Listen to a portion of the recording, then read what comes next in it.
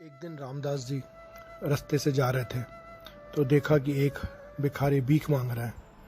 रामदास जी ने उस भिखारी से पूछा कि तुम हट्टे कट्टे हो, उसके बाद भी तुम भीख क्यों मांग रहे हो। उस आदमी ने कहा कि सेठ जी, मैं हट्टा कट्टा हूँ, भीख भी नहीं मांगना चाहता हूँ, पर मेरे पास कोई काम नहीं है, तो अगर आप मुझे कोई काम दे देते तो मैं भीख मांगने का काम बंद कर देता। रामदास जी ने बोला, मैं तुम्हें काम नहीं दे रहा हूँ, मैं तुम्हें ऐसी जगह पे भेज रहा हूँ, ऐसी जगह दे रहा हूँ जहाँ तुम जितना चाहो उतना कमा सकते हो और उस जगह तुम बहुत सारे लोगों को काम भी दे सकते हो। वो भिखारी बहुत खुश हुआ और उन्हें बहुत दुआएं देने लगा कि ऐसी जगह आप मुझे दे रहे हैं तो मुझे उसमें से कितना % आपको देना पड़ेगा। अगर आप बोलते हैं कि 80% आपका और 20% मेरा, तो भी मैं बहुत खुश हूँ। तो रामदास जी ने बोला, नहीं ऐसा नहीं है। तो भिखारी ने बोला, अच्छा तो आप क्या चाहते हैं कि 90% आपका और 10% मेरा, तब भी मैं बहुत खुश हूँ। तो रामदास जी ने बोला, मैं इसका उल्टा चाहता हूँ कि 90% तुम्हारा और मात्र 10% तुम्हें मुझे देना होगा, और उस 10% में से भी तब देना होगा जब तुम अच्छे से कमा लोगे। रामदास जी और उस भिखारी के बीच में ये तय हो गया कि 90% वो भिखारी रखेगा, 10% रामदास जी रखेंगे, और उस 90% में से 1% वो भिखारी किसी ज़रूरतमंद को, किसी लाचार को दान में देगा। समय बीता, वो भिखारी बड़ी लगन मेहनत के साथ काम करने लगा। काम करते करते व्यापार अच्छा चलने लगा तो पैसे आने लगे।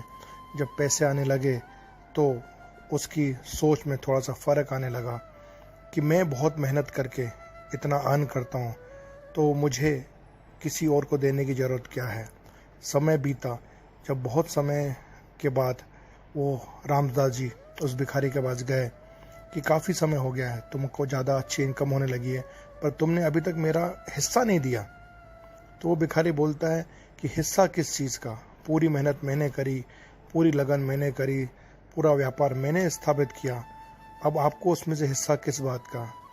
तो रामदास जी ने बोला, तुमने वो 1% का भी वादा किया था किसी ज़रूरतमंद को देने करने का, उस पर भी भिखारी मुकर गया कि किसी को मैं फालतू 1% क्यों दूं, क्योंकि अब वो 1% बहुत बड़ी रकम हो गई थी।